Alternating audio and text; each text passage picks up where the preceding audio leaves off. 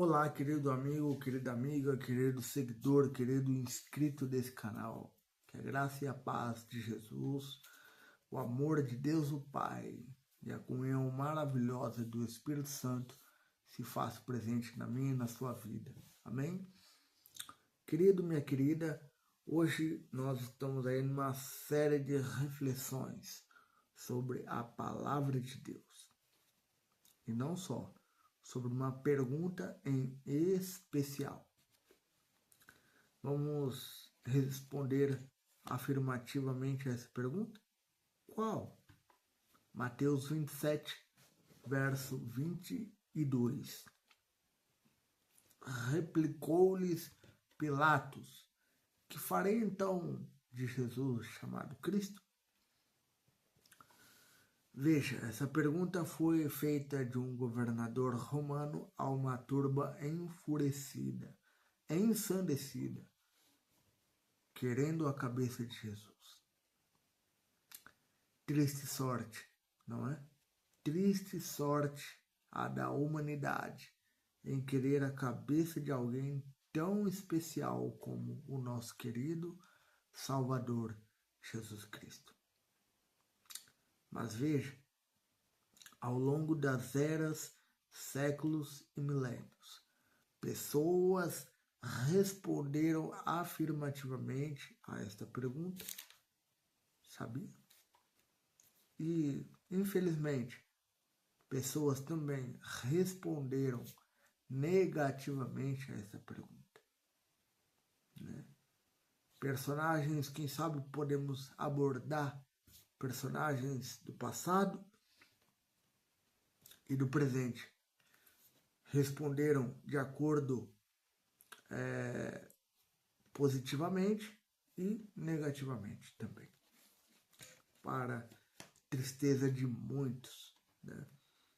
Mas veja, vamos falar de uma das 12 pessoas que Jesus utilizou para espalhar o seu evangelho aqui neste mundo durante 3 anos e meio. Quem? Estou a falar de Tiago, exatamente. Abra sua Bíblia, abra seu coração em João capítulo 7, verso 5. Pois nem mesmo os seus irmãos criam nele. Olha só, nem os irmãos de Jesus criam em Jesus.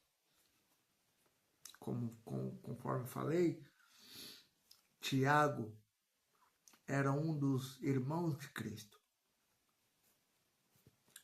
E ele não acreditava inicialmente no ministério de Jesus. Só um adendo para aqueles que não sabem. Este é o segundo casamento de José. E, obviamente, do primeiro casamento, José teve alguns filhos. Este foi o primeiro casamento de Maria, cujo filho mais velho da parte dela era Jesus. E depois, lógico, vieram os outros. Mas Jesus era o mais velho da parte da mãe. E quando Jesus nasce, quando Jesus cresce, enfim, quando Jesus estava por este mundo, muitas pessoas não criam nele, não creram nele, enfim. E uma dessas pessoas era Tiago. Mas veja, o tempo passou, os fatos aconteceram, conforme está predito na Santa Bíblia, inspirada por Deus e escrita por homens, né? E chegamos aqui a 1 Coríntios capítulo 15, verso 7. Lá diz assim: depois fui visto por Tiago, mais tarde por todos os apóstolos. inicialmente de uma descrença, né? Aqui ele parte para a liderança da fé. Por qual caminho? Transformação. Caminho da transformação. Este foi o método que Tiago, Paulo, Barnabé, Pedro, João e tantos outros apóstolos e tantas outras pessoas do passado e tantas outras pessoas de hoje, do presente, experimentam. Muitas delas exatamente não creem, pelo contrário, descreem, né, de Jesus, da sua palavra, enfim, né, de inúmeras situações adversas, mas todos, indistintamente, todos passam pela transformação. Com Jacó foi assim. E aqueles que não passam, e aqueles que não querem passar, aqueles que não se permitem passar, colhem amargas consequências. Não só para esta vida, mas para a eternidade. E o apóstolo Tiago, inicialmente, ele desacreditou de Jesus. Em 1 Coríntios 15, verso 7, conforme lemos, ele passou por uma transformação. E esta transformação foi tamanha, foi grandiosa, foi poderosa, foi maravilhosamente significativa na vida dele, que despertou a liderança nele, a liderança da fé. Encontramos isso no primeiro concílio da igreja, vamos assim dizer, em Atos capítulo 15. Você pode ler aí na sua Bíblia, mais tarde, Atos capítulo 15. A saber, essa reunião era para saber se os não-judeus deviam ser circuncidados ou não. Depois, obviamente, da morte de Jesus. Então, eles estavam tendo esse impasse, se era necessário a circuncisão ou não. E o apóstolo Tiago esteve encabeçando esta reunião. Ele foi líder nesta reunião. E, mais tarde, o apóstolo Tiago, ele é mártir. Ele foi morto por Herodes, teve a sua cabeça decapitada. Exatamente. Então, nós vemos aqui, meus queridos, que ele respondeu progressivamente, ou seja, ele foi caminhando em direção à vontade de Deus para a vida dele. Ele saiu da descrença, foi caminhando, passou pela transformação, caminhou mais um pouco, chegou à liderança cristã, e a fé dele era tamanha, a fé dele era tão viva, tão eficiente, tão eficaz, que ele não se negou a morrer por Cristo, pelo seu irmão, Jesus Cristo, porque ele acreditou que o seu irmão, e não só, mas o seu Senhor e Salvador Jesus Cristo, traria a vida dele novamente. E nós? Quantas vezes já descremos de Jesus? Inúmeras vezes.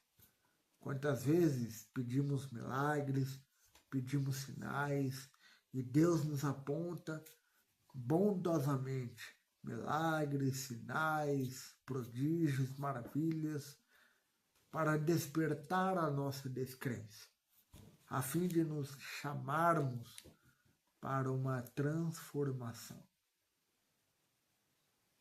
E quando esta transformação ocorre na minha e na sua vida, ela deve significativamente nos levar à liderança, exatamente. Ou seja, a espalhar o Evangelho para as outras pessoas, a colher o que as outras pessoas plantaram ou estão a plantar. É o que o apóstolo Tiago fez. Ele plantou, colheu, mas certamente ele colheu frutos de outros que já tinham sido plantados. E você? Como você vai responder esta pergunta? Como você vai responder esta pergunta? Tiago, conforme falei, ele foi progressivamente respondendo positivamente ao desígnio de Deus para a vida dele. E nós? Será que eu e você estamos respondendo positivamente aos desígnios de Deus para a nossa vida? Será que estou falando para alguém que é descrente, mas que precisa de uma transformação e que essa transformação vai te gerar a liderança e que dessa liderança você, se Deus entender que seja, você morrer por ele, se está disposto, você está disposta, né? Mas, independente disso, Deus te chama. Deus, ele capacita aqueles a quem ele chama. Disso você não tenha dúvida. Deus capacita aqueles a quem ele chama. Né?